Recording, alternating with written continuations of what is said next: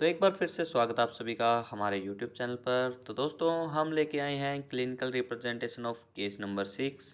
तो जैसे आपको पता है कि मैं वीडियो में आपको बताता हूँ कि हमारे पास जो एनिमल आते हैं उनके अंदर हमें क्या हिस्ट्री देते हैं, क्या हम टेस्ट करवाते हैं और फिर क्या ट्रीटमेंट करते हैं जिससे उनका एनिमल पूरी तरह ठीक हो जाता है। जैसे आप देख सकते हैं ये केस एक है जिसमें हम कुछ टेस्ट एडवाइस करेंगे और बाद में हम बताएंगे कि आपको इसमें हमें क्या डिजीज़ मिली और उसकी क्या ट्रीटमेंट हमने की। तो इसका प्रोग्नोसिस वेरी ग्रेव था। क्यों था? क्योंकि दोस्तों सबसे पहले इसको था हाइपरथर्मिया। इसका टेम्परेचर 107 तक जा चुका था। तो विटालजिन भी एक लिमिट तक काम करता है, तो हमने इसे आइस पैक के द्वारा इसकी बॉडी के टेम्परेचर को कम करने की कोशिश की।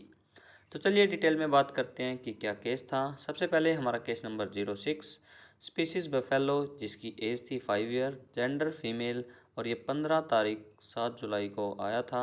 लोकेशन थी रोहतक। जैसे ओनर आया उसने हमें हिस्ट्री बताई। सबसे पहले जो हम देख सकते थे, जैसे आपने वीडियो में देखा, ओपन माउथ ब्रीथिंग थी, हैलिटोसिस, डिक्रीज वाटर इनटेक, ये सब हमने पूछा।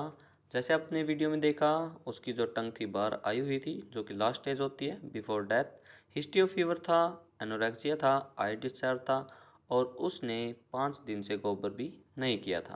तो इतनी सारी हिस्ट्री के बाद जैसे हमने देखा कि इसकी प्रोग्नोसिस वेरी ग्रेव है, तो हमने पहले बिना टेस्ट के कुछ मेडिकेशन उसको दी ताकि हम उसे स्टेबलाइज कर सकें। स्टेबलाइज करने के बाद ही हम उसके टेस्ट करवाएंगे और फिर उसको 5 या 6 दिन की ट्रीटमेंट देंगे जिससे वो रिकवर कर पाएगी। लेकिन सबसे बड़ा चैलेंज यही था कि क्या हम उसे स्टेबलाइज कर सकेंगे। तो सबसे पहले हिस्ट्री ऑफ फीवर था, तो हमने उसके कुछ और ऑब्जर्वेशन देखे। जैसे ड्यूरेशन ऑफ इलनेस, 15 दिन से बीमार थी, कोई अफारा नहीं था, और 20 दिन पोस्टमार्टम थी, यानी कि अभी अभी उसने पार्चुरेशन की है। जो उसकी पार्चुरेशन थी वो भी नॉर्मली थी, जिससे पता चलता है कि इसको जो गायनेकोलॉजिकल प्रॉब्लम होती है वो भी नहीं थी। वो भी हमने कंफर्म कर लिया था गायनेकोलॉजिकल ऑब्जर्वेशन से। तो दोस्तों अब हमें सिंपली जो दिखाई दे रहा था वो था रेस्पिरेटरी प्रॉब्लम। क्यों? क्योंकि सांस लेने में उसे प्रॉब्लम थी, और जो इन्फेक्शन था उसकी भी स्मेल हम माउथ से फील कर सकते थे। तो इतना सब नोट डाउन करने के बाद अब हमारे पास कुछ और पैरामीटर, यानी कि temperature, mucous membrane, lymph node और रेस्पिरेटरी रेट, ये सब भी हमें नोट डाउन करने पड़ते हैं। सबसे पहले हमने टेम्परेचर देखा, वो था 106.1 फ़ारेनहाइट। बहुत ही ज़्यादा हो जाता है, विटालजिन भी इस पर इतना काम नहीं करता। म्यूकस मेम्ब्रेन कंजस्टेड थी, लिम्फ नोड एनलार्ज थी, और रेस्पिरेशन रेट तो उसकी बहुत ही ज़्यादा हाई थी। तो इतने सारे पैरामीटर को नोट डाउन करने के बाद सबसे पहले कोई भी अगर आप मेडिकेशन देते हैं तो आपको उस एनिमल का टेम्परेचर नोट डाउन कर लेना है।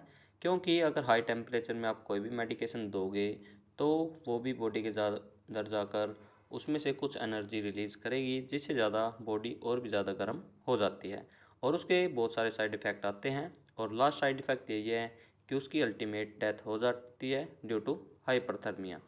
तो दोस्तों इतना सब जानने के बाद, टेम्परेचर देखने के बाद, हमने सबसे पहले उसे एंटीपायरेटिक यानी कि विटालजिन लगाया। विटालजिन की डोज रेट क्या होती है ये आपको पता ही होगा, नहीं पता तो आपको कमेंट सेक्शन में बताना है। तो हमने 35 ml IV उसे विटालजिन दिया, एक injection I for H 5 ml IM दिया, और एक दिया इंजेक्शन डेरिफाइलिन 15 ml IM। तो इंजेक्शन आई फॉर एच में क्या होता है, विटामिन ई और सोडियम का एक कंपोजिशन होती है, जो क्या करती है कि जो बॉडी है उसे इक्विलिब्रियम में लेके आती है। अगर हाइपोथर्मिया है तो हाइपरथर्मिया करेगा, अगर हाइपरथर्मिया है तो हाइपोथर्मिया, यानी कि टेम्परेचर को रेगुलेट करता है। तो हमने डायरेक्ट इसे 5 ml इंजेक्ट कर दिया।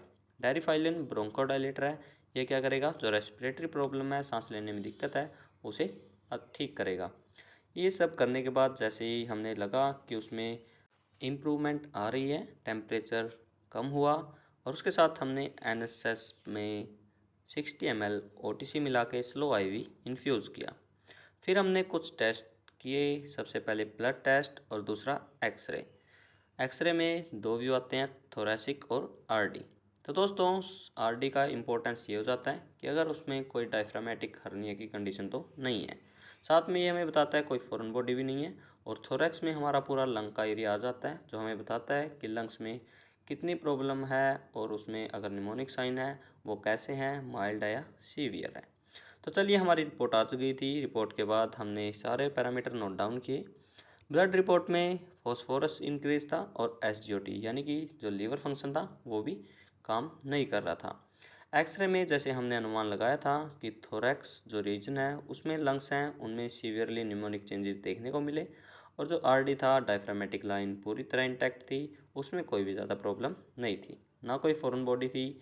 और ऐसे ही हमने जैसे ही देखा कि सीवियर निमोनिक है तो हमने टेस्ट के साथ उसे उसकी ट्रीटमेंट भी लिख दी। तो ट्रीटमेंट में हमने क्या क्या लिखा, चलिए बताते हैं। सबसे पहले एविल 10 ml, उसके साथ injection Moxil 10 ml, injection Tolfin 15 ml, injection Levogard 15 ml, injection Bovisi 30 ml। ये ऊपर की सारी ट्रीटमेंट हमने IMOD 5 डे के लिए लिखी। और उसके साथ इंजेक्शन डेरिफाइलिन और इंजेक्शन प्रीडिनिसलोन, ये दोनों भी लिखे अल्टरनेट डे पे। ये 5 दिन की ट्रीटमेंट थी। और जो ये प्रीडिनिसलोन और डेरिफाइलिन है ये आपको 3 टाइम लगाने थे, यानी कि अल्टरनेट डे पे। तो दोस्तों, ये ट्रीटमेंट लिखने के बाद अब मैं आपसे कुछ क्वेश्चन पूछता हूँ, जैसे हर वीडियो में पूछता हूँ। तो सबसे पहले आपको इनमें से जिनका नहीं पता है उन सभी को नीचे कमेंट सेक्शन में नोट डाउन करें, उनकी डोज रेट ज़रूर लिखें, ताकि आपको भी हेल्प हो और जो कमेंट सेक्शन पढ़े उनको भी हेल्प हो, ताकि हम और आप साथ में सीख सकें, ऐसे ही लर्न कर सकें प्रैक्टिकल थिंग को। और फील्ड कंडीशन में ऐसी कुछ गलतियों से बचें, जैसे हमें कुछ भी ड्रग का नहीं पता तो हम उसको ओवरडोज में लगा देते हैं, जिसकी वजह से उसके साइड इफ़ेक्ट आते हैं और जो ओनर होता है उसे अपने एनिमल को खोना पड़ता है। तो प्लीज़ आप ऐसी गलतियां ना करें। आपको जो मैं बता रहा हूँ वो सभी अच्छे से ध्यान रखें, नोट डाउन करें।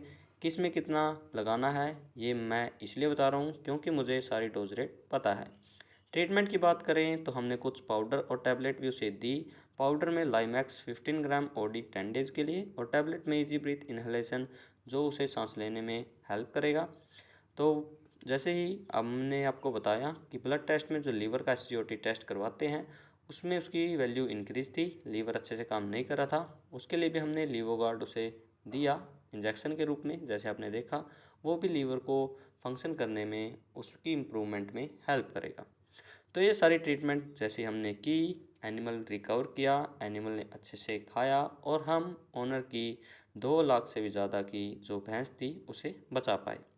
तो अगर आप वेटनरी फील्ड से रिलेटेड हैं और आपने ये वीडियो पूरी देखी है तो आशा करता हूँ कि आप ज़रूर कमेंट सेक्शन में जो मैंने क्वेश्चन पूछे हैं उनका आंसर ज़रूर देंगे, और हम और आप साथ मिलकर ऐसी नई नई चीज़ें सीखेंगे, ताकि हम जो हमारे पेशेंट आते हैं उन्हें अच्छे से ट्रीट कर सकें, और जो ओनर जिनकी फाइनेंशियल लाइफ ही ऐसे एनिमल पर चलती है उन्हें अच्छे से ट्रीट करें, अच्छे से ठीक करें।